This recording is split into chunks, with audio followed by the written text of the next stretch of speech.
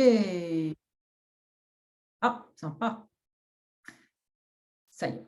Bon, écoutez, bonsoir à vous, bonsoir tout le monde. Merci d'être avec nous ce soir. Donc, ce soir, c'est une information, une soirée sur l'enseignement du français et en français aux Pays-Bas, qui s'adresse plutôt aux enfants et aux jeunes adolescents. Et donc, c'est dans le cadre des élections des Français à l'étranger, donc qui se déroulent actuellement. Nous sommes encore en période de vote par Internet jusqu'à demain, mercredi 26 mai, jusqu'à midi, pardon. Et le vote à l'urne qui va avoir lieu donc dimanche, pour ceux qui n'ont pas pu voter par Internet ou ceux qui ne le souhaitaient pas. Donc, vote dimanche à l'urne entre 8h et 18h, bureau de vote à Amsterdam au consulat ou à La Haye selon votre domiciliation, donc vote à La Haye au lycée français. Donc, dans ce cadre-là… Coupé, Catherine. Pardon. Excuse-moi. Tu dis Là, c'est bon. Non, ça a été coupé à un moment. Ah, pardon, excuse-moi. Bon, j'espère que vous avez entendu. Enfin, bon, c'est pas trop. Donc, je vais continuer. Donc, dans ce cadre-là, nous sommes une liste qui s'appelle la gauche écologiste et solidaire. Nous sommes formés de 11 candidats. Je suis la tête de liste, donc je suis Catherine Libaud. J'ai été élue en 2014 et je réitère mon mandat à travers cette élection. Donc, je me représente avec une équipe bien dynamique et j'en suis bien contente. On a une belle équipe, on travaille bien. Et donc, cette liste est soutenue par la Europe Écologie Les Verts, la France Insoumise, le Parti Socialiste et Français du Monde ADFE. Nous sommes tous, d'ailleurs, tous les 11 adhérents Français du Monde ADFE. Parce que d'abord, nous sommes une liste associative, mais aussi avec un côté politique, dans le sens où les élections consulaires ont une connotation politique, puisque, une fois élus, les conseillers des Français de l'étranger sont des grands électeurs. Et donc, élisent les sénateurs des Français de l'étranger qui sont renouvelés tous les 3 ans pour mandat de 3 ans. Donc, effectivement, il y a une connotation politique à ne pas négliger. Et puis, ce soir, on a la chance de recevoir aussi Pascale Seux. Alors, pourquoi je vous parle de Pascale Seux? Pascale Seux, elle est conseillère consulaire aussi à Varsovie, mais elle est conseillère aussi à l'Assemblée des Français de l'étranger et présidente de la commission de l'enseignement, de l'éducation et de l'audiovisuel extérieur et de la francophonie à l'Assemblée des Français de l'étranger. Et c'est dans ce cadre-là qu'on a voulu la recevoir ce soir, parce qu'elle va nous expliquer d'un point de vue contact avec l'administration, puisque l'Assemblée des Français de l'étranger, c'est 90 conseillers consulaires qui sont 90 conseillers aussi AFE, qui rencontrent le gouvernement 2 fois par an, une fois une semaine en mars, une fois en octobre, aussi une semaine en octobre, pour justement faire remonter toutes les problématiques que les Français, à travers les conseillers consulaires, leur font remonter pour en discuter ensuite avec l'administration. Donc, Pascale vous expliquera ça mieux que moi, puisqu'elle a pratiqué ça pendant 7 ans. Donc, on a une grande chance de l'avoir ce soir, et merci Pascale d'être là. Donc, on va commencer donc par ce PowerPoint, donc je vais continuer. Et donc, ce soir, comme je vous l'ai dit, c'est comment est organisé l'enseignement du français aux Pays-Bas, parce qu'effectivement, pour notre liste, c'est une préoccupation majeure concernant l'éducation du français et en français aux Pays-Bas. Donc, dans un premier temps, on va parler du lycée français à Amsterdam et à La Haye, puisque c'est le service public, l'enseignement du service public qui est géré par l'AEFE, donc l'Agence de l'enseignement français à l'étranger. On parlera aussi des demandes de bourse dans les établissements homologués. Les autres établissements ici aux Pays-Bas où on enseigne le français, on a des filières françaises, on en reparlera aussi. Ensuite, on parlera des associations flammes. Il y en a 3 ici aux Pays-Bas, dont Shirley nous parlera de la Fondation En Famille. Et moi, je vous parlerai des francophilous et je vous dirai un mot aussi sur l'objectif français. Et pour terminer, on parlera aussi de la promotion de l'enseignement du français dans les établissements néerlandais. Ça aussi, le Delft scolaire a un grand succès ici aux Pays-Bas. Donc, je vais continuer et je vais peut-être laisser la parole aussi un petit peu, parce que je n'aurais pas parlé toute la soirée, à Philippe. Philippe, qui est enseignant à l'école française d'Amsterdam. Juste deux mots. Donc, ici aux Pays-Bas, on a le lycée français Vincent Van Gogh, qui fait de la maternelle à la terminale à La Haye. Et on a une annexe à Amsterdam qui fait de la petite section au CM2. Et donc, ce sont 2 établissements en gestion directe. ça veut dire que le budget de cet établissement est global à l'AEFE. Mais maintenant, je vais laisser peut-être la parole à Philippe. Philippe, qui est donc enseignant à l'école d'Amsterdam. Et je te laisse la parole, Philippe. À toi. Oui, je ne sais pas si vous m'entendez bien, oui. Oui, ça marche. D'accord. Non, bah écoute, tu as déjà dit, je pense que notre système public est de plus en plus en danger, il faut le dire, hein, puisqu'on voit partout en Europe des écoles privées qui se développent. Donc, je pense que c'est quand même important de souligner que le système public est là, il est très bon et il faut le maintenir absolument. Donc ça, c'était le premier point. C'est vrai que nous avons la chance aux Pays-Bas d'avoir deux structures en EGD, hein, à La Haye, qui va de la maternelle à la terminale, et à Amsterdam, nous avions la structure qui allait de la maternelle à la 5e jusqu'en juin 2021.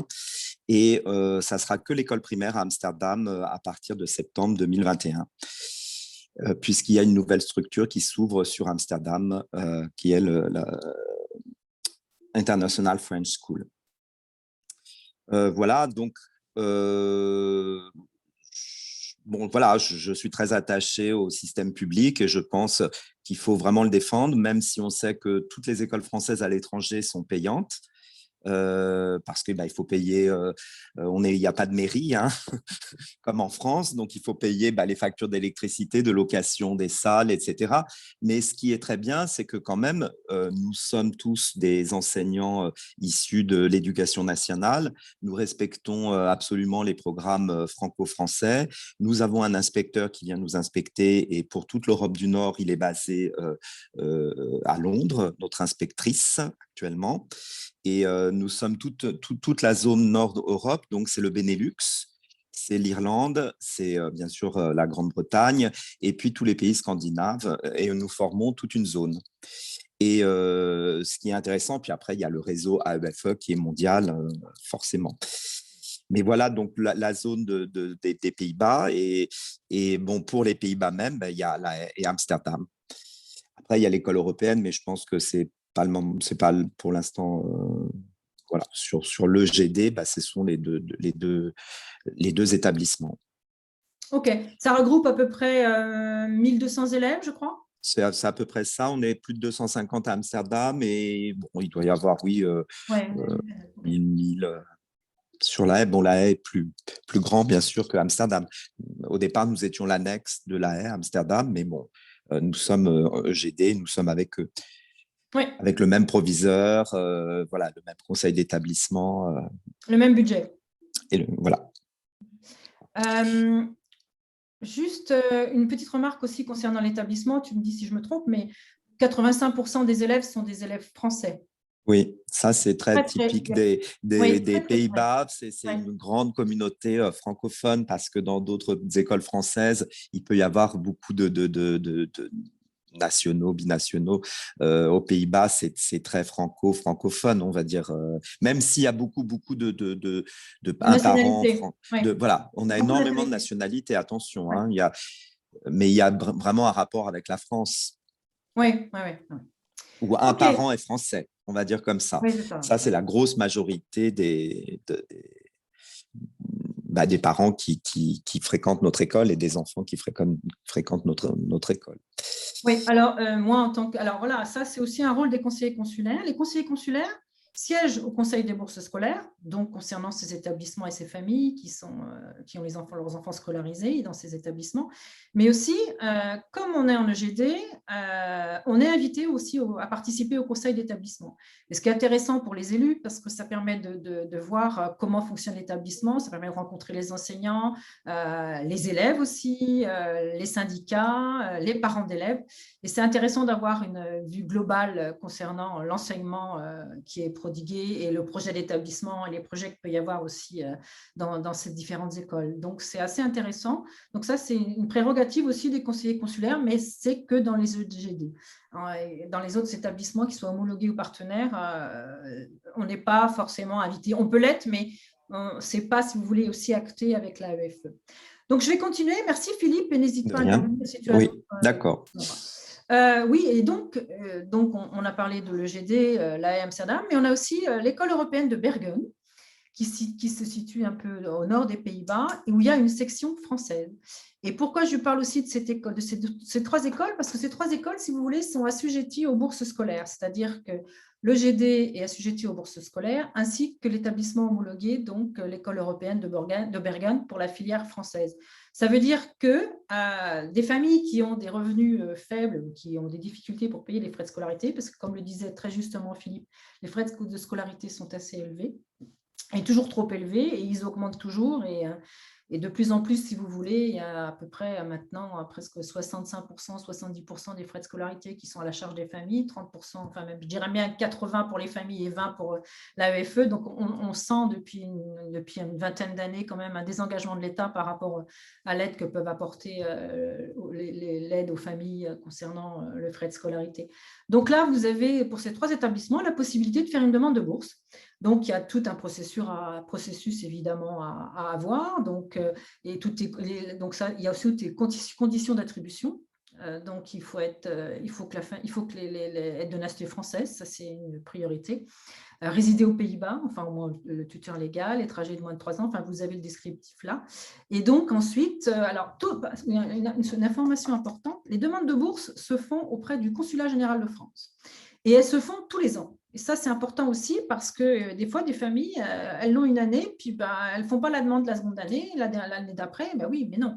Une demande de bourse se fait annuellement. Même si vous l'avez eu la première année, il faut refaire une demande la deuxième année et reprendre tout à fait le processus, puisque c'est calculé selon vos revenus, sur l'année N-1, la constitution de la famille, les frais de scolarité. Donc, si vous voulez, c'est un dossier assez lourd.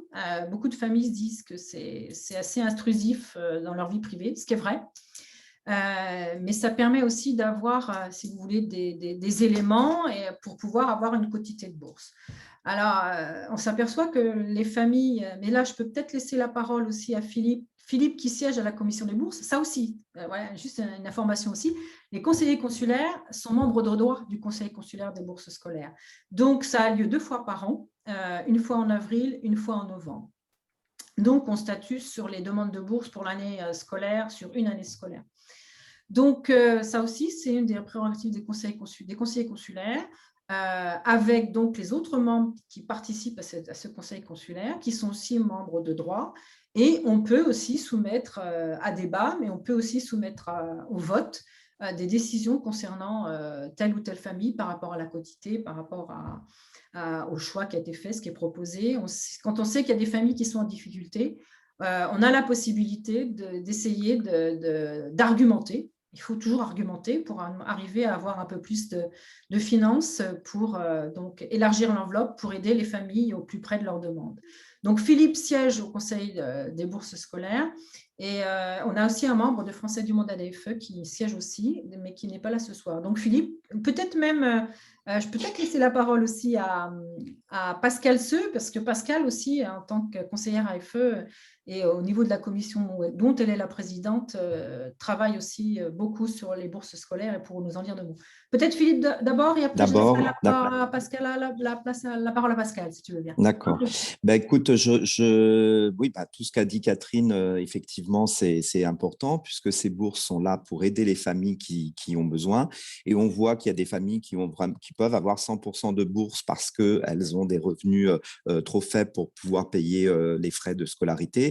Et donc, c'est hyper important. Mais on voit aussi beaucoup de familles qui sont, disons, entre les deux, qui ont une quotité, bien sûr, plus faible, mais qui ont besoin. Et puis, ça peut toujours, ça aide. C'est pas parce que vous n'avez pas un 100% de bourse, ça aide quand même beaucoup pour payer les frais de scolarité de vos enfants au sein de l'établissement. Et on voit aussi, mais je crois que tu l'avais dit une autre fois dans une autre interview, qu'il y a des familles qui des fois font des choix et qui décident de scolariser qu'un seul enfant. On a remarqué aussi cette tendance-là et on trouve ça un peu dommage parce qu'ils font des choix en fin de compte, parce que ça vient trop cher. Je crois que tu l'avais dit, Catherine. Et j'avais été aussi, et c'est vrai qu'on l'a constaté. Donc, une famille qui a 3 enfants, ils ont décidé d'en scolariser qu'un dans le système français Parce que oui, les frais sont chers et les bourses peuvent pas des fois couvrir tout le budget de tous les enfants. Oui, et puis après, c'est un choix de la famille par rapport le fait de pouvoir partir en vacances, parce que des Et fois, oui. ce n'est pas toujours possible non plus. Donc, Pascal, si tu veux rajouter un mot, c'est avec plaisir. Je te donne la parole. Merci beaucoup, Catherine. Merci de ton invitation. Tout d'abord, oui, effectivement, donc à l'AFE, on se penche très, très fréquemment sur la question des bourses. On a un rapport très exhaustif après, à chaque session, qui nous montre, alors, donc, dans le réseau, l'enveloppe globale et ce qui se passe avec cette enveloppe et puis les tendances. Bon, hors crise Covid, disons qu'il y a déjà une situation qui permet quand même, en général, souvent aux familles de scolariser leurs enfants, mais on constate que sur les gens qui reçoivent des quotités entre, disons, 40 et 80%, le reste à charge, c'est-à-dire ceux qui doivent payer au-delà de ces 40-80%, est souvent lourd, très lourd, trop lourd, et effectivement oblige les familles à arbitrer entre vacances et scolarité, ou quelquefois des situations plus dramatiques encore en Asie, au Vietnam notamment, par exemple, où on nous rapporte des choix vraiment difficiles de vie. Mais déjà, quand on doit choisir entre les vacances et la scolarité des enfants, c'est déjà extrêmement difficile et ça peut inciter clairement les familles à faire d'autres choix éducatifs quand elles le peuvent. Faire d'autres choix éducatifs quand on le fait en conscience, c'est très bien. Chaque famille a le droit de faire des choix éducatifs. Par contre, quand ce sont des choix contraints pour des raisons financières, pour des familles françaises, c'est quand même un autre problème. Il y a un autre aspect qui rend difficile la scolarisation pour les enfants français, c'est que beaucoup de familles évitent le processus des bourses à cause du côté intrusif justement de la procédure. C'est un sujet difficile parce que quand on est en commission des bourses, on voit bien que si nous n'avions pas tous les éléments que nous avons, et c'est encore sans doute imparfait, oui, il y a des filous quand même, et pas ceux du programme FLAP, des vrais filous, des gens qui fraudent aussi clairement que ça. Alors, effectivement, quand on demande 3 mois, je ne sais pas ce qui se passe aux Pays-Bas, mais chez moi, par exemple, c'est 3 mois de relevé de compte bancaire. Bon, ça veut dire qu'on voit toute notre consommation. Si c'est bien le relevé bancaire de la consommation de la famille, et voilà, il a acheté une bouteille de vin là, et puis il est allé passer un week-end là, et puis, etc. Tout y passe. C'est très désagréable. Et les familles le vivent de plus en plus mal. Et ça, c'est un vrai sujet. Et en même temps, ces relevés de compte bancaire nous aident aussi à voir que quelquefois, déjà, on nous donne un compte bancaire qui ne correspond pas du tout à un rythme de vie normal, où il y a, je ne sais pas, 100 € de dépenses pour toute la famille pour le mois, donc il y a un truc qui ne va pas, enfin des choses comme ça. Donc c'est vraiment un sujet compliqué. C'est un sujet qui est compliqué en France, mais sauf que là, on va un tout petit peu plus loin, notamment avec ces histoires de relevés de compte bancaire. Il y a un autre volet dans le côté intrusif, c'est le fait que toute la vie est étalée devant la commission de bourse.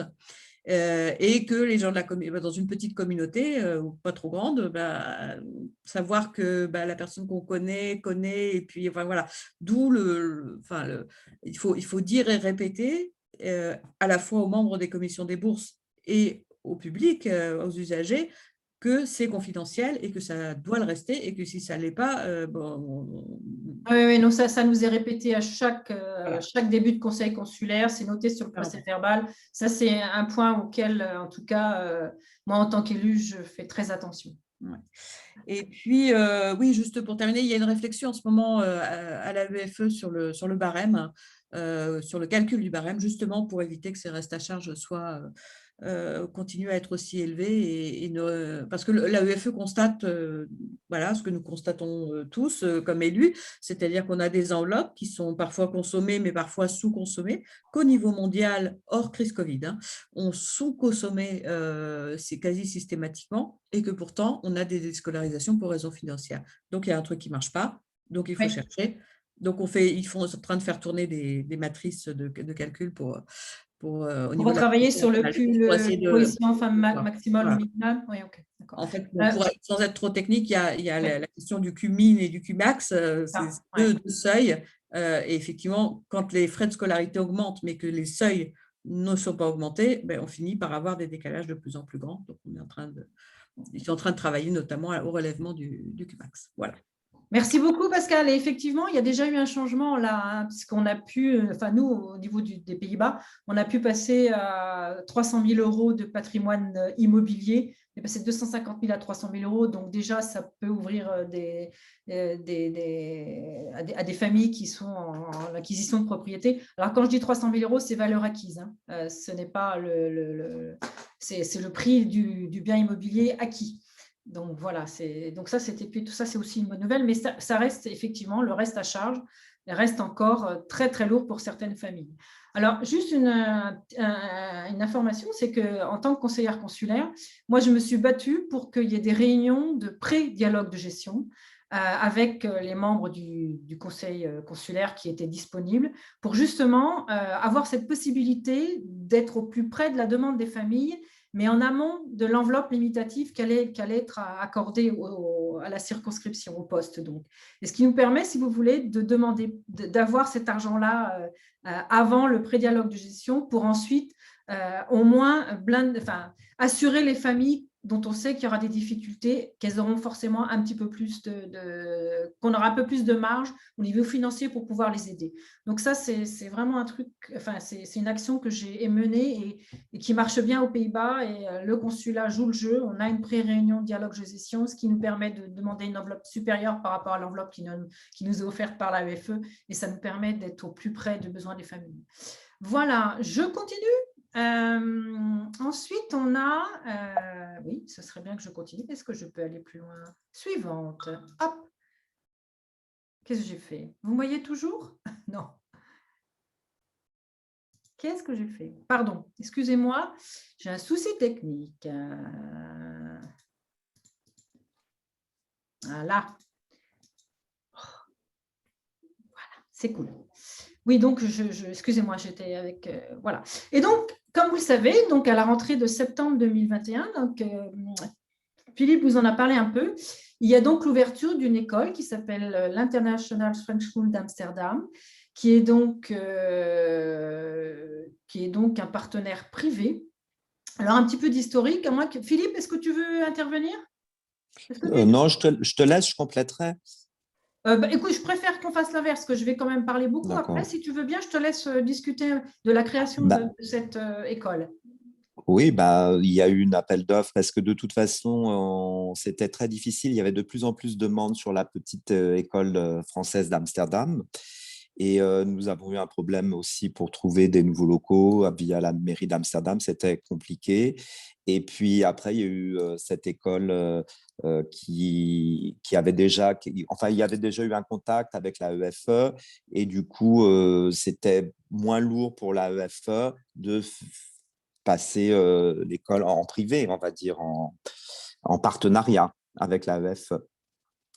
Donc, voilà, donc du coup, la 6e, 5e est sortie de l'EGD et puis va intégrer cette école internationale qui est appelée, en fin de compte, ça va être le futur vivier de l'école primaire française d'Amsterdam, EGD, puisque les enfants peuvent continuer un système français à l'IFS, pardon, et donc c'est bien pour la communauté française d'Amsterdam quand même.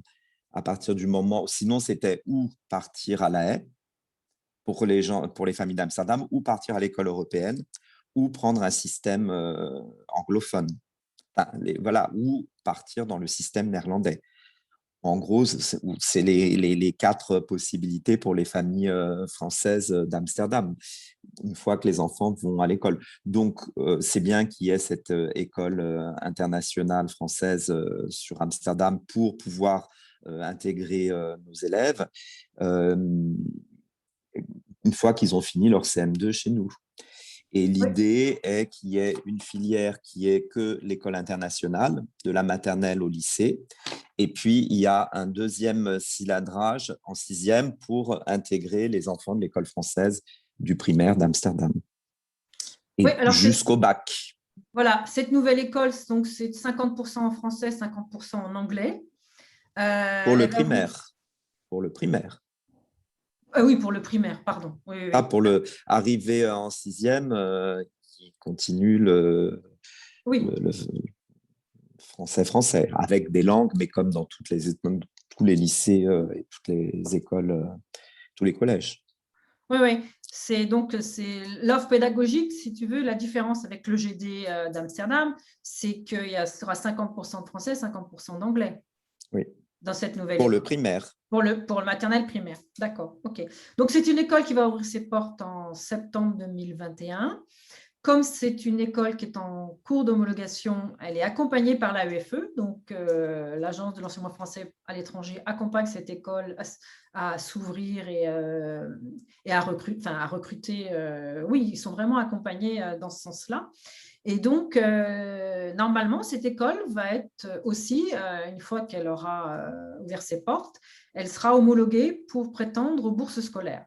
Donc, là aussi, on aura aussi des familles qui pourront assujettir aux bourses scolaires pour septembre 2021. Normalement, septembre 2021, mais voilà, ce sera vérifié.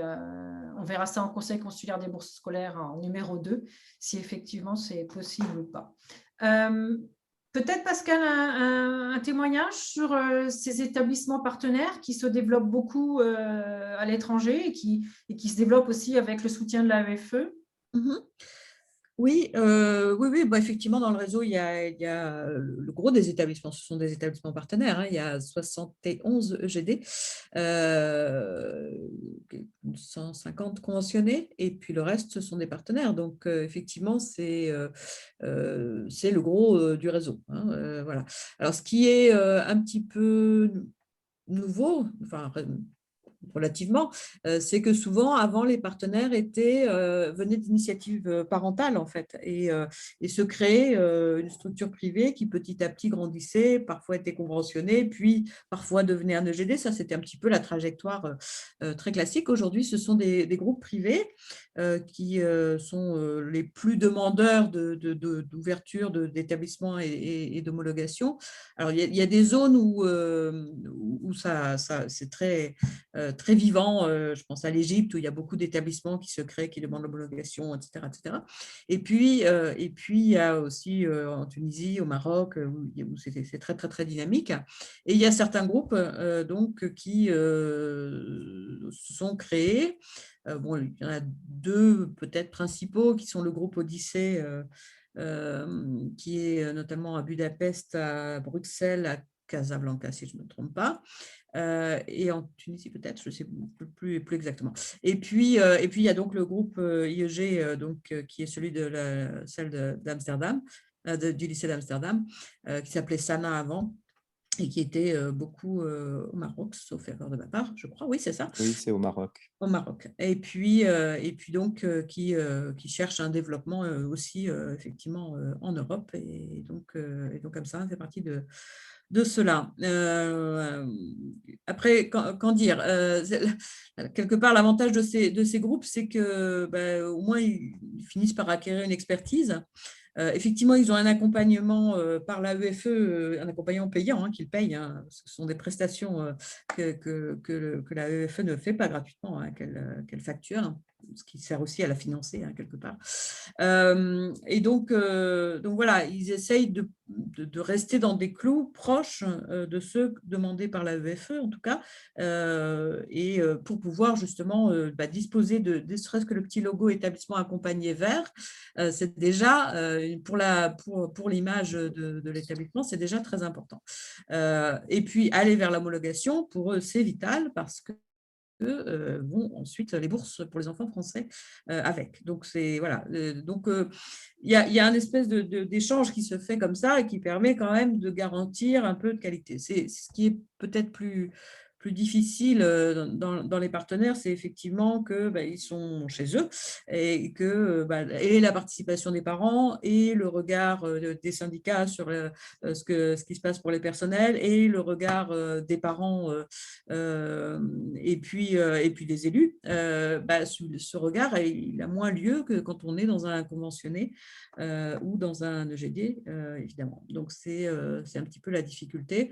Et puis, toujours, moi, c'est ce que je dis souvent, le problème des établissements partenaires aussi, c'est que que se passe-t-il si un jour, financièrement, ces groupes ne trouvent plus d'intérêt dans un établissement ou ne sentent plus l'envie ou le besoin de continuer à investir. Qu'est-ce qui se passe pour ces établissements? On a quand même une expérience récente avec le groupe Scolae Mundi, qui était beaucoup en Europe centrale et en Russie aussi, en Ukraine, en Russie et dans les Balkans et en Europe centrale, qui est en train d'être plus ou moins revendu au groupe Odyssée, mais on a eu quand même une incertitude sur ces établissements. La crise Covid est passée par là, l'investisseur souhaite se retirer et qu'est-ce qui se passe pour les établissements, les familles? Voilà. Donc, il y a quand même des incertitudes qui sont un petit peu problématiques, même si il faut reconnaître que voilà, le réseau vit beaucoup, beaucoup, beaucoup par les partenaires et qu'il y a des très grands établissements partenaires de très longue date et qui marchent très bien et qui ne posent aucune difficulté particulière. Hein, mais voilà. Oui, donc ce que tu es en train de nous dire, c'est que la vigilance est de rigueur, il faut qu'on suive ce dossier de près. Même si effectivement en tant qu'élu ou même en tant que syndicat, ça va être compliqué de rentrer dans ces écoles. Mais bon, pour l'instant, sincèrement, on a toujours été impliqués, les élus, les parents, le directeur, enfin le proviseur du lycée français, l'ambassadeur, le consulat. On a toujours été impliqués, invités aux réunions, même la nouvelle équipe, donc c'est de cette nouvelle école, nous a invités aussi à justement présenter son projet. Donc pour l'instant, on est quand même assez, on fait partie des intervenants et des personnes avec cette nouvelle structure. Mais comme tu dis, hein, ça reste quand même un partenaire privé. Ce sont des gens qui sont des banquiers et qui sont des assureurs et qui ne sont pas, l'éducation, alors ils sont ravis de financer l'éducation et le français à l'étranger, mais ce n'est pas leur corps de métier et ce n'est pas des philanthropes non plus. Il va falloir aussi qu'on regarde aussi, et du fait que cet établissement sera homologué, il faudra aussi qu'on soit très vigilant sur les frais de scolarité. Je peux rajouter quelque Bien chose, sûr, Catherine? bien sûr. Bon, c'est peut-être interne, mais nous avons une CCPL, une commission paritaire pour prendre les nouveaux professeurs, tandis que là, je connais des enseignants qui ont sollicité chez eux. Il faut arriver, il faut dire quel salaire on prétend. Enfin, je veux dire, c'est plus du tout le même concept que dans le public où on a déjà des grilles. Là, ils construisent leurs grilles. Hein. Ils vont construire leurs grilles, bien sûr, mais on est dans un autre monde. L'enseignant n'est plus… il doit se vendre, il doit dire combien il coûte, il doit négocier son salaire, alors que dans le système public, c'est autre chose. On fait une candidature, il y a une CCPL, on classe, et c'est pas… c'est du privé. Oui, c'est ça. Le recrutement aussi est fait aussi de façon dans le milieu d'entreprise. Voilà. C'est exactement ça. Le milieu d'entreprise, on est là pour gagner de l'argent. Donc, gagner de l'argent, oui, ok, mais si c'est aux frais des familles, ça va être compliqué. Donc, sans mettre en cause la qualité des enseignants. Parce que non, bien sûr, plus c'est des enseignants ou de chez nous, donc de toute façon. Mais je voulais juste rajouter pour le débat, même les Néerlandais qui ont mis beaucoup de… il y a beaucoup d'établissements privés, mais le ministère de l'Éducation néerlandaise a dit attention, on peut privatiser beaucoup de choses, mais ne touchons pas à l'enseignement. Bon, c'est juste pour jeter un peu une pierre dans la mare, comme dirait l'autre, mais… des libéraux comme les Néerlandais qui sont quand même très… ils disent oui pour tout ce qui est privatisation, sauf l'enseignement. Attention, c'est tout. Je dis juste ça. Merci Phil de ton témoignage. Et on a bien compris pour ajouter un… Sans plus, Pascal. Juste sur ce que je comprends de cette école d'Amsterdam, si je comprends bien, en fait, le primaire et l'élémentaire ne seraient pas forcément homologués parce que s'ils font du 50% anglais, 50% français, l'homologation, ça me semble difficile. Est-ce que, je ne sais pas s'ils vont la demander même, ou est-ce qu'ils ne la demanderont que sur les classes de collège et lycée, du coup, là, il y aurait une logique de continuité par rapport à l'EGD. C'est ce genre de choses qu'il faut regarder, parce qu'effectivement, sur un programme 50-50, l'homologation ne me semble pas forcément une Alors, évidence. écoute, l'homologation, elle va être demandée sur les petites classes aussi, hein. Maternelle, primaire, mais aussi collège. C'est ce qui est prévu pour septembre 2022. Écoute, c'est une affaire à suivre. On est sur le pont, comme on dit. Donc, si je suis réélue, je peux vous dire que je serai sur le pont 2 fois plus. Je poursuis ce dossier. Voilà, donc on va continuer maintenant. Et juste pour les bourses aussi. Pardon. Ah, pardon, Après, vas-y. Les bourses vont être au même niveau que l'école française de EGD d'Amsterdam, s'ils obtiennent des bourses pour le primaire à l'ISF. Alors, c'est effectivement, c'est pas tout à fait Je une veux dire, règle. ça va être plafonné sur le système, parce que ce n'est pas les mêmes prix, c'est ça aussi. Alors, c'est pas exactement une règle gravée dans le marbre, mais c'est extrêmement fréquent qu'effectivement, quand il y a une grosse différence entre le GD et un partenaire ou un conventionné à côté, effectivement, les bourses soient plafonnées avec les tarifs de l'EGD. Est-ce que ce sera fait là? Ça dépend aussi du différentiel, hein. S'il n'est pas énorme, Ouais. ça peut passer comme ça. Mais bon, c'est effectivement un des moyens de limiter les dégâts pour l'AEFE, c'est effectivement de plafonner au niveau de l'EGD. Oui, écoutez, ça va être une affaire à suivre. Alors, j'ai une question de Vincent qui me demande, cette école prépare au bac français et aussi à l'IB, c'est l'International Baccalauréat, c'est ça? Je crois que Philippe, pour l'instant, vous savez, pour l'instant, il n'y a pas de classe de lycée puisqu'on s'arrête à la 4e pour l'instant. Non, mais c'est prévu je qu'ils crois. passent le bac français. Enfin, je veux Bien dire, sûr. c'était dans les… Oui. C'est ce que j'ai vu aussi. Ouais. Et c'est pour ça, d'ailleurs, qu'à partir de la 6e, c'est programme français. Oui, avec de l'enseignement en linguistique dans des matières non DNL.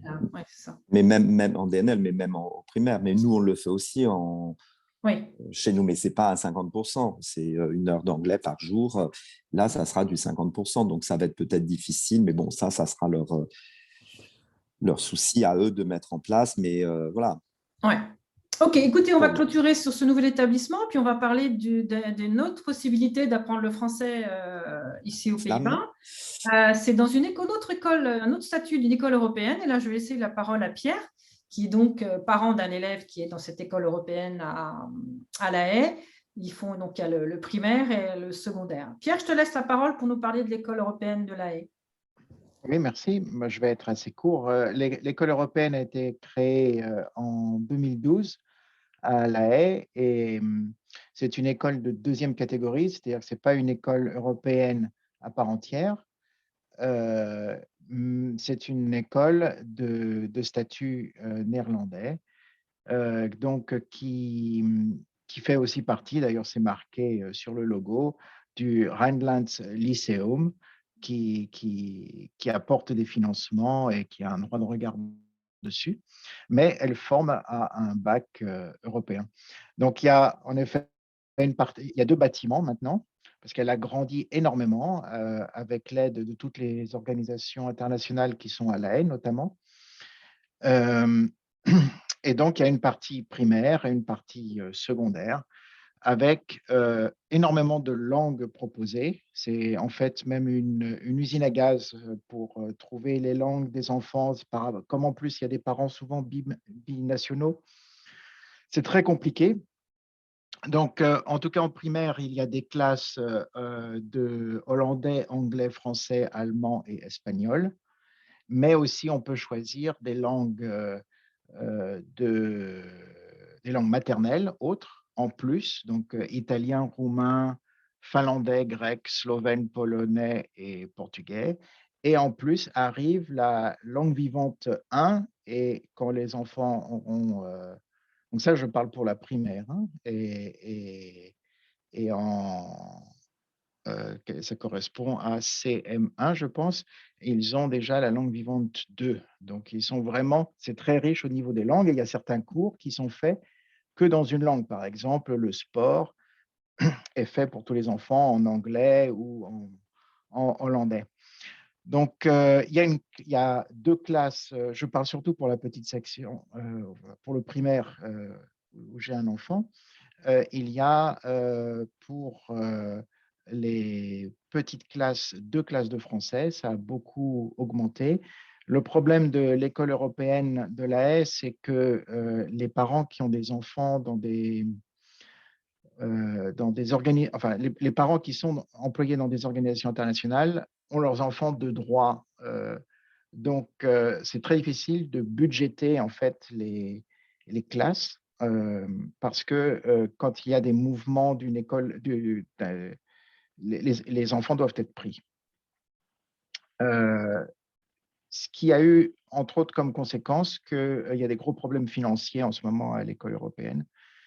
Et il va y avoir probablement pas mal d'enfants qui vont, pardon, de professeurs qui vont perdre leur poste en septembre. Et donc là, on est en train de voir combien de classes vont être supprimées, qu'est-ce qui va se passer.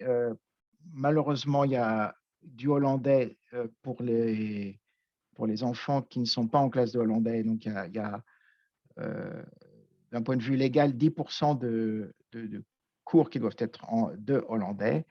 Et probablement, il y a une partie qui va sauter en disant que comme les cours sont en néerlandais, on n'a pas besoin d'avoir un prof de néerlandais à part entière. Enfin, on va faire des économies un peu à droite, à gauche. Bon, c'est en discussion, mais les professeurs, les parents, tout le monde est un peu inquiet de ce qui va se passer en septembre. D'accord, mais est-ce que la section française est remise en question? Non, elle n'est pas remise en d'accord. question. Pour le français, il n'y a pas de problème parce qu'il y a beaucoup d'enfants qui viennent, qui sont…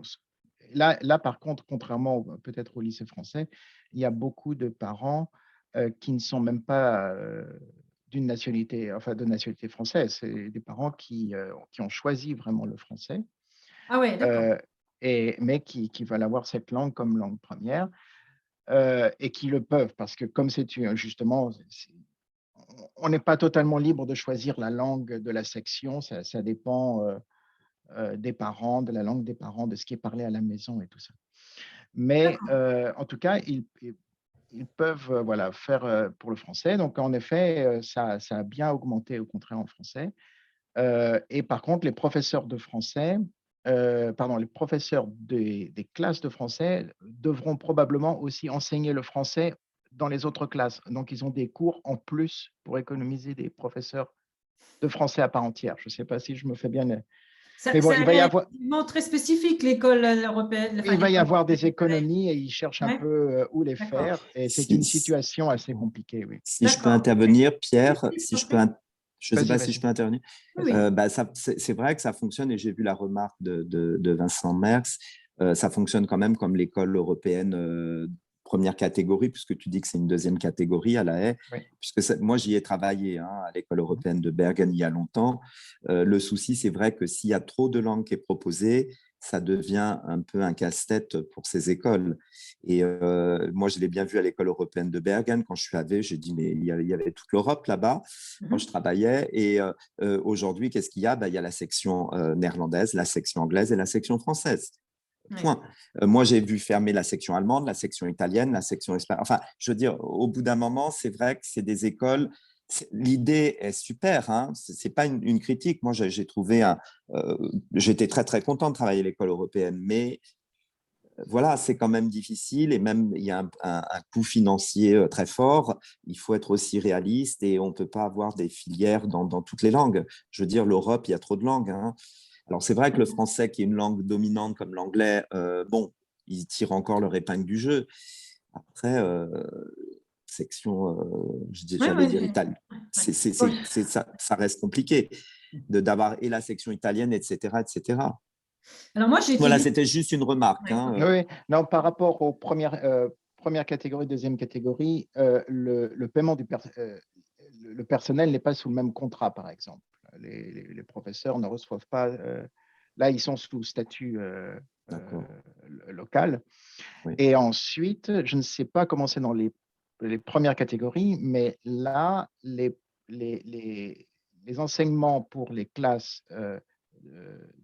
les classes en français sont faits suivant le programme français et les classes d'allemand suivant le programme allemand. Donc, je ne sais pas comment c'est dans la première catégorie. Je me demande s'il n'y a pas un cursus européen qui est pour toutes les sections. Il y a un cursus, il y a un cursus européen, puisque moi qui travaillais en section française, on était obligé de voir avec les luxembourgeois et les belges. Voilà. Et par exemple, il y avait enseignement religieux. Nous ne l'avons pas dans le système français public. Et du coup, les enfants qui allaient en enseignement religieux, les autres allaient en morale. Et moi, du coup, comme j'étais professeur de français là-bas, on m'a demandé aussi de faire des cours de morale pendant que les parents choisissaient ou cours de religion ou cours de morale. D'accord. Donc, on est bien. Juste un témoignage aussi d'élus aussi. Je suis allée visiter plusieurs fois l'école européenne de Bergen. Et c'est vrai qu'on propose toutes les langues, quoi. C'est inimaginable. Les 26 langues, même les 27 langues, elles sont proposées. Ils font ça maintenant. Ils faisaient ça en vidéoconférence par petits groupes. Et ils pouvaient quand même avoir des cours de finlandais, des cours je ne me souviens plus, mais de grec. Ouais, grec, ils étaient quoi, peut-être 2 ou 3 élèves, mais au moins ils avaient un cours de langue dans leur langue maternelle. Ce qui était assez, je trouve ça formidable, mais le problème, c'est que c'est sûrement très difficile à gérer dans ce genre d'établissement. Donc, écoute, Pierre, merci beaucoup pour ce témoignage, et puis on va rester attentif aussi à ce qui se passe. Mais bon, si la section en français n'est pas menacée, ce qui me paraissait effectivement plausible, je pense que voilà, c'est aussi un moyen d'apprendre le français quand on est à La Haye. C'est aussi l'école européenne de La Haye. Maintenant, je vais peut-être passer aux autres programmes, puisque là, on va parler maintenant du dispositif de soutien à la langue française à l'international, donc le dispositif FLAM. Alors, juste une petite pensée pour quelqu'un qui est décédé il n'y a pas très longtemps et qui a été à l'origine, qui s'est beaucoup battue en tant que sénatrice des Français de l'étranger, en tant que présidente de Français du Monde ADFE. Et aussi avec François Nicolo, qui lui aussi a été président français du Monde ADFE et ambassadeur de France. Ils se sont battus beaucoup pour mettre en place ces dispositifs FLAM, justement, des programmes de langue en français, langue maternelle. Donc, une petite pensée pour eux, vraiment bien affectueuse.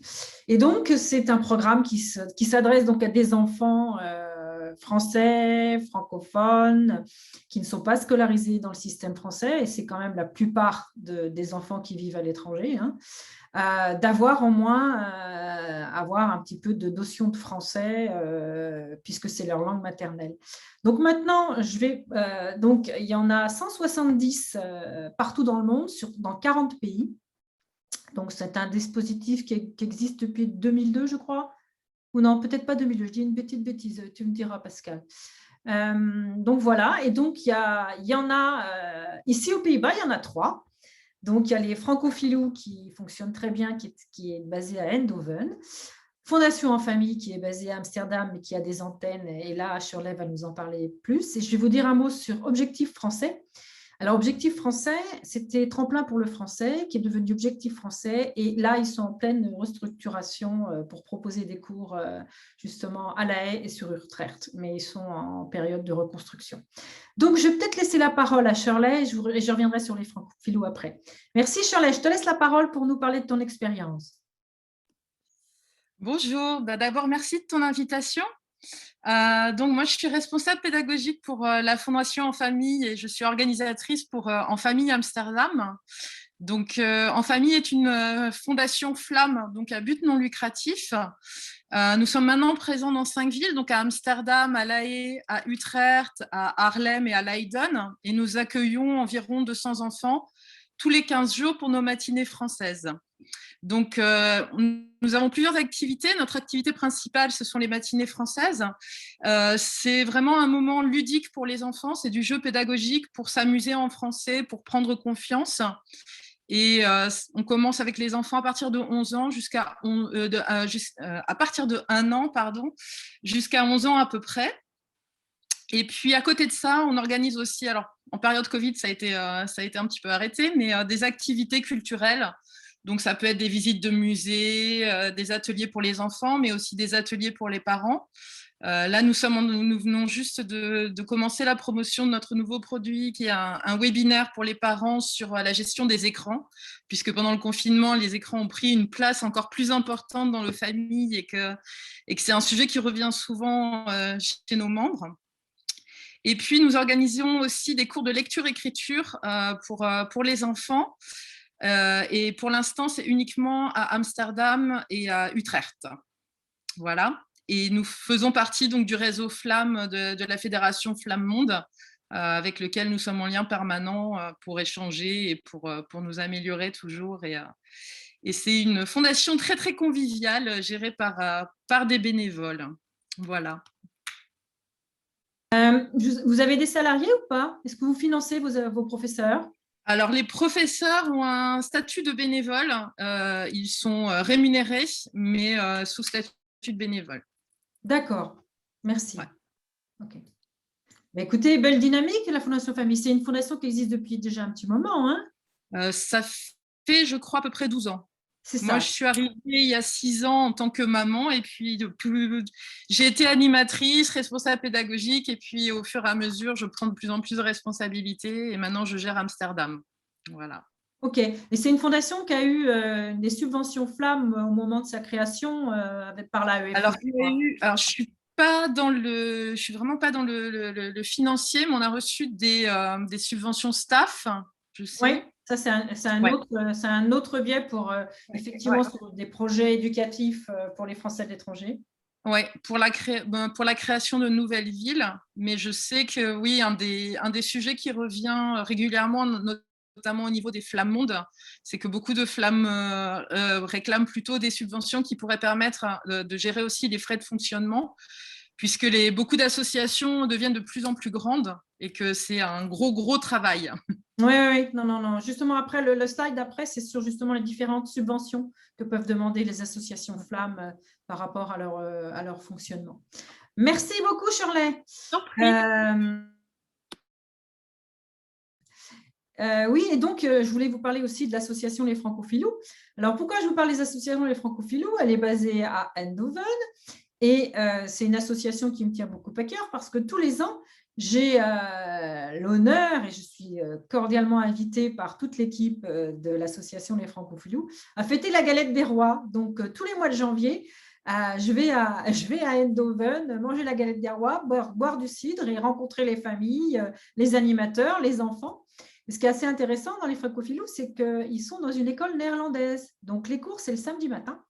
Donc, tous les samedis matins, pendant 2 heures, eh bien, les enfants arrivent dans cette école néerlandaise pour apprendre le français avec des animateurs, des enseignantes très sympas. Une très, très bonne équipe. C'est vraiment très convivial et j'ai toujours un grand bonheur d'aller à Eindhoven tous les ans.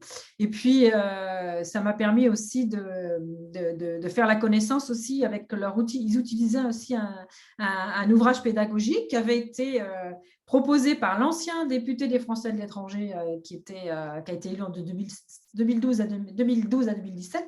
Donc, c'est intéressant aussi de voir aussi les ouvrages qui peuvent être mis en place concernant ces associations Flammes pour pouvoir justement aider les enfants à se familiariser avec le français.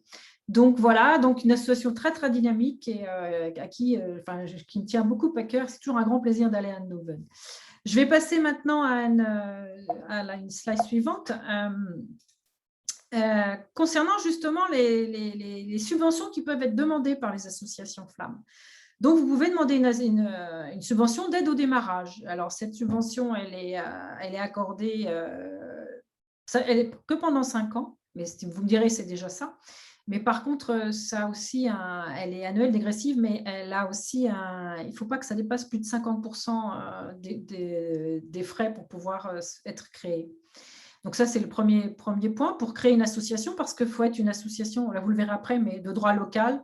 Ça, c'est important. Vous pouvez aussi demander des subventions pour l'organisation de rencontres régionales. Ça, c'est aussi un point intéressant. Ça permet justement d'avoir les réunions avec plusieurs pays relevant de la même région. Ça permet de pouvoir échanger les savoirs, échanger les bonnes pratiques, et ça donne de la dynamique pour les animateurs et les enseignants. Et le troisième subvention pour avoir des projets, c'est concernant des projets culturels. Par exemple, là, ils mettent, ne serait-ce que pour faire comment dire, une bibliothèque, par exemple, pour aménager une bibliothèque, achat de livres, ça peut être ça aussi par rapport à une demande de subvention flamme. Je vous ai mis aussi tous les liens.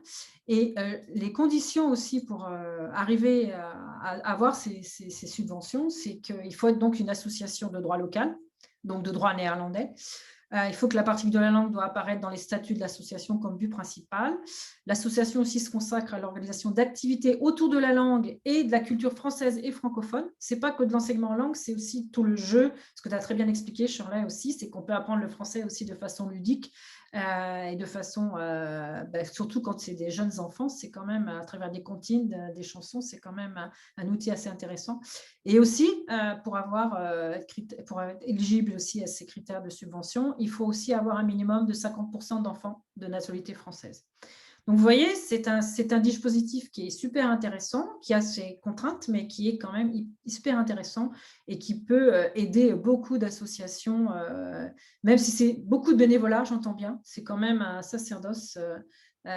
C'est du bénévolat et il faut vraiment avoir aussi de l'engagement et avoir envie d'enseigner le français pour être disponible pour tous ces petits-enfants. Je vais laisser la parole à Pascal peut-être, parce que Pascal, je vais vous passer la slide suivante, parce que là, je vais laisser la parole à Pascal, elle va vous parler mieux que moi de cette… c'est une résolution qui a été proposée à l'Assemblée des Français de l'étranger. Merci.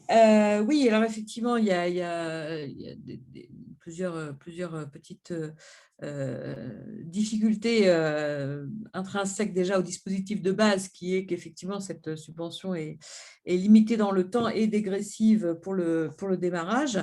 Ça, c'est effectivement le point un peu difficile, puisque rapidement, il faut que les associations puissent être quasiment autonomes financièrement. Après, effectivement, le subventionnement de projet, il peut passer par le dispositif FLAM et éventuellement par le dispositif staff, mais bon, c'est l'un ou l'autre, hein. C'est rarement les deux. Enfin, je ne sais pas quelle est votre expérience, mais je pense que normalement, c'est l'un ou l'autre. Quand on parle de subventionnement de frais de fonctionnement, alors effectivement, c'est comme pour le staff, ce n'est pas du tout l'idée de départ. Alors, c'est vrai qu'on a reçu Flamme Monde et Flamme USA à l'AFE en mars dernier, et l'une des revendications, c'était effectivement de pouvoir salarier davantage ceux qui sont en train de bénévolement prendre en charge le fonctionnement de l'association. Je ne suis pas sûre que ce soit l'esprit, qu'on puisse évidemment rémunérer les enseignants. Ça, c'est pas seulement l'esprit, mais c'est une nécessité.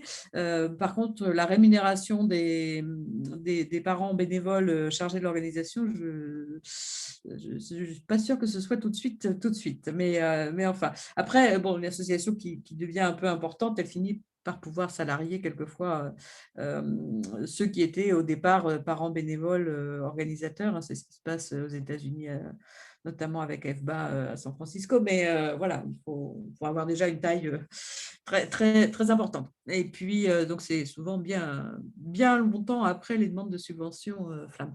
Alors oui, cette résolution, on l'a prise donc, après avoir reçu donc, Flamme Monde et Flamme USA.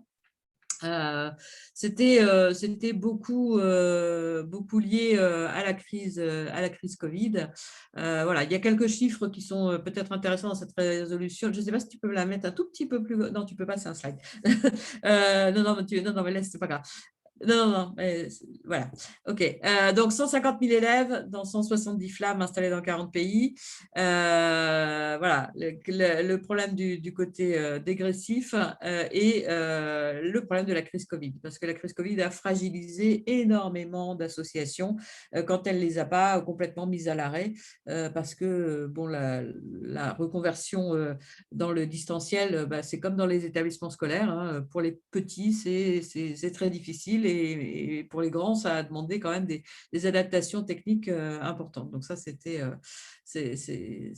on constate qu'il y a beaucoup d'associations flammes qui sont extrêmement fragilisées.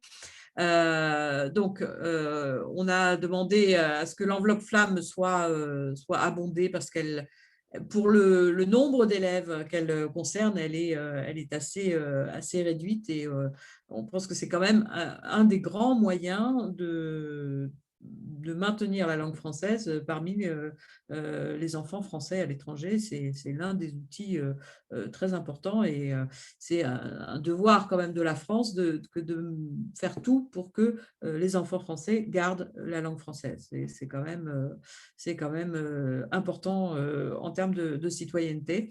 Voilà, que la subvention puisse être accordée quand on a des petites structures qui sont en particulier fragilisées au-delà des 5 ans de fonctionnement.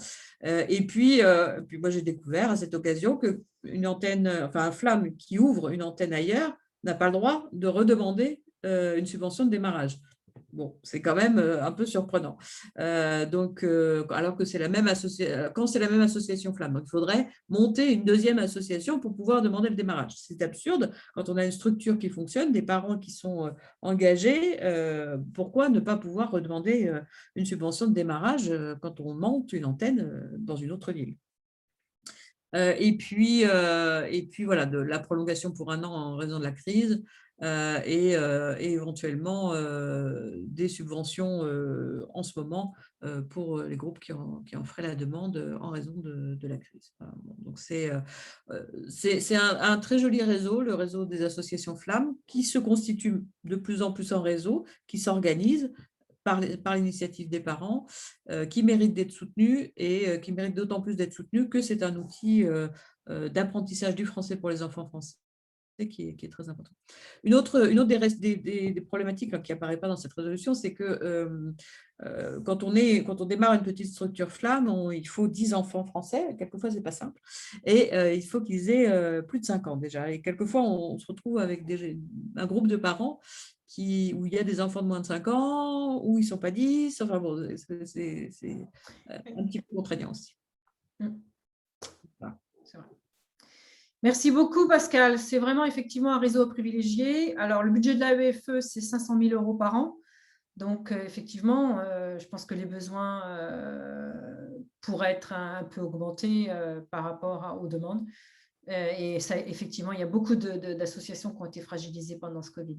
Ouais, à décharge, il a beaucoup augmenté déjà. Oui, c'est vrai. Il a beaucoup été payé de 300 000 à 500 000, c'est ça?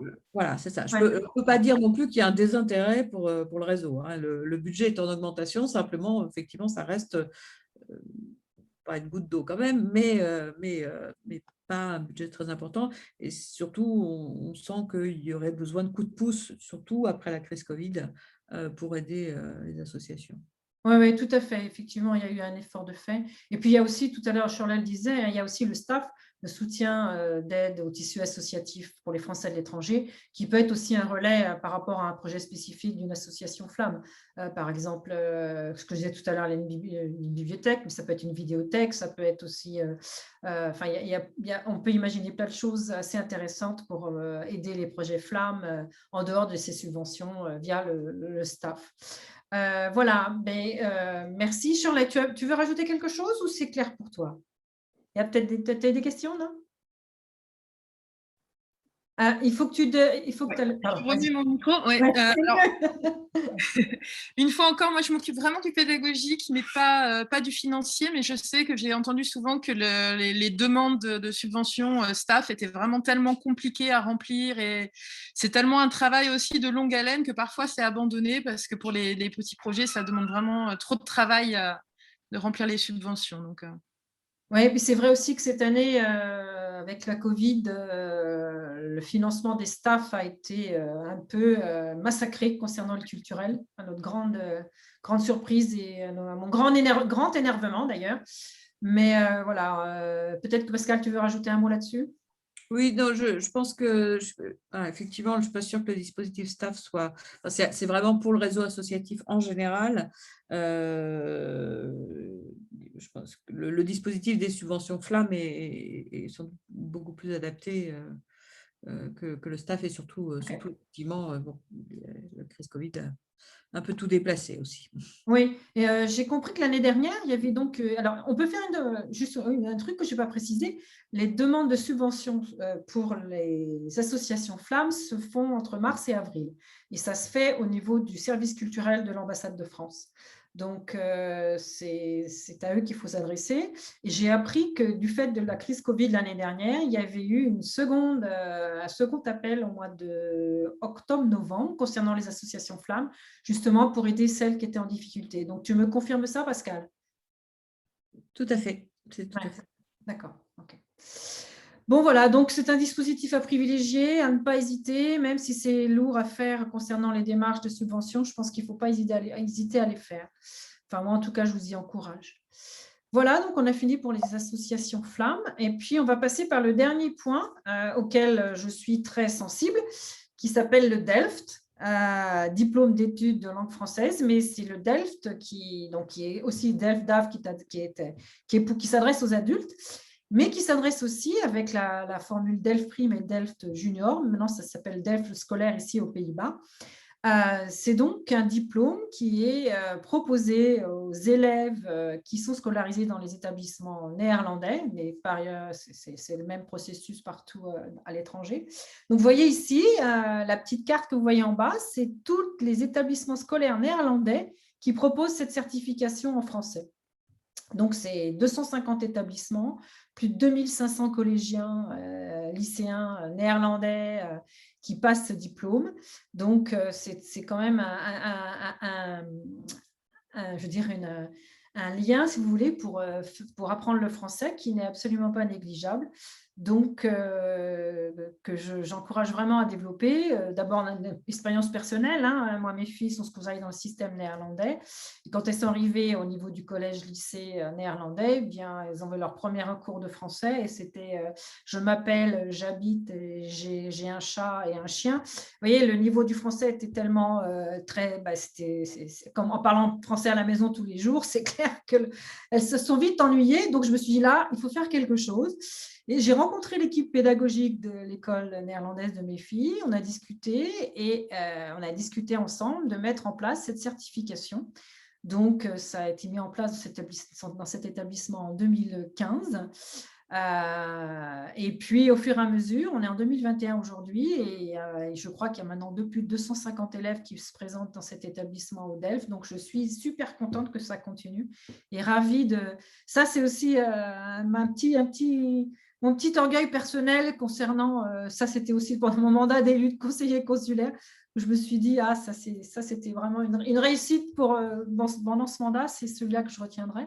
Et on a fait venir notre ambassadeur qui s'appelait Pierre Ménat à ce moment-là, qui est venu symboliquement remettre les diplômes à ses élèves qui avaient passé le DELFT. Alors, il y a 4 niveaux, hein, mais peu importe, c'était vraiment une très, très belle journée, une très, très belle après-midi, bel hommage au niveau du français.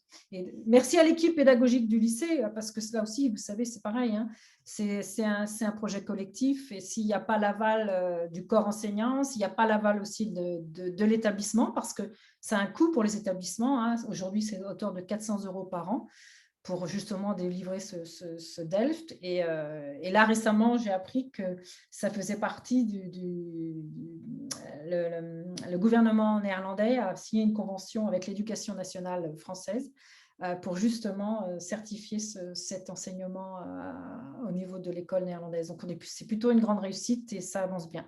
Donc, vous voyez, c'est un diplôme qui est délivré par le ministère de l'Éducation nationale. Là aussi, c'est l'Institut français qui s'en charge, service de l'enseignement du français à l'étranger.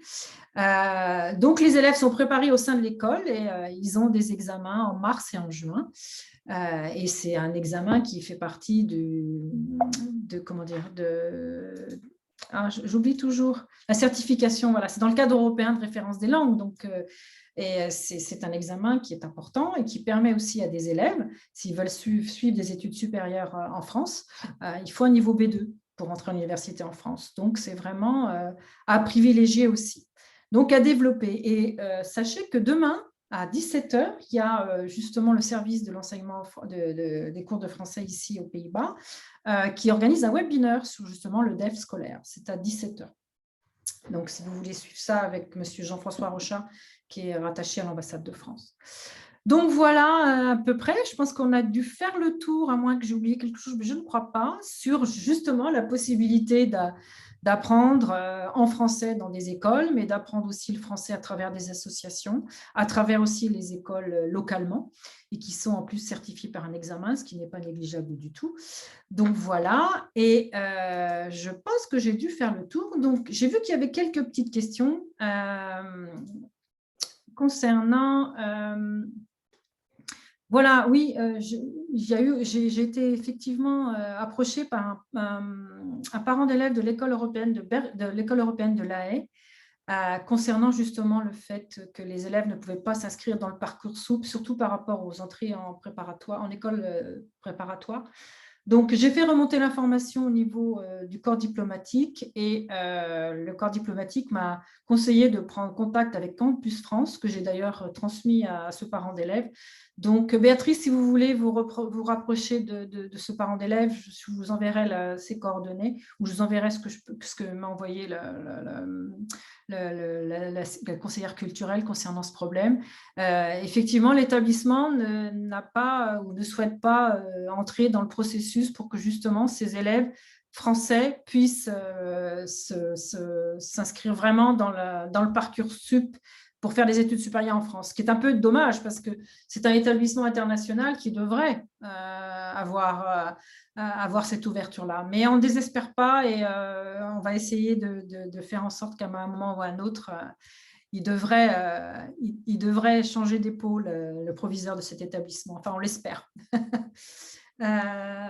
Oui. Je ne suis pas sûre que ça vienne du… C'est pas un problème du proviseur, ça. C'est le directeur de l'école. Homologuée, tout simplement. Oui, c'est ça. Mais non, mais cette école n'est pas homologuée. C'est l'école, justement, dont on parlait tout à l'heure avec Pierre. C'est l'école européenne de La Haye, qui n'est pas homologuée. Voilà, c'est du coup des familles à passer par des procédures qui sont les mêmes que celles des bacheliers étrangers en général. Et donc, ouais, c'est un petit peu… Ah oui, non, c'est un cas particulier, mais on y travaille. Donc, on espère que ça va changer assez vite. Mais encore, en ce moment, il y a des espèces de passerelles où c'est un peu compliqué. Et effectivement, je rejoins le témoignage de la dame dans le mode conversé. C'est incompréhensible et c'est effectivement pas logique du tout. Donc, voilà. Pardon. Excusez-moi, j'ai été trop vite. Voilà, je vais revenir en arrière peut-être à la précédente. Ouais, ok. Donc voilà, écoutez, je voudrais vous remercier toutes et tous d'avoir participé à ce webinaire. Donc, juste un petit rappel, puisqu'on est en période électorale, donc vous pouvez encore voter jusqu'à demain midi par Internet et dimanche à l'urne, dimanche 30 mai à l'urne.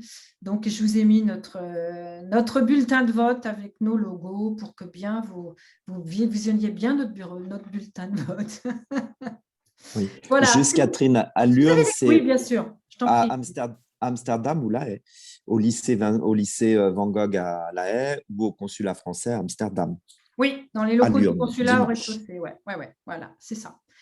Voilà, j'espère que vous avez passé une bonne soirée, qu'on a pu répondre à toutes vos questions. Et puis, je vous souhaite une bonne fin de soirée. Je vous remercie de votre attention. Merci Pascal, c'était vraiment un plaisir de t'accueillir et de donner de ton temps. Merci Pierre aussi de ton témoignage. Merci Shirley aussi de ton témoignage concernant les flammes. Philippe, merci aussi et bon courage pour la suite.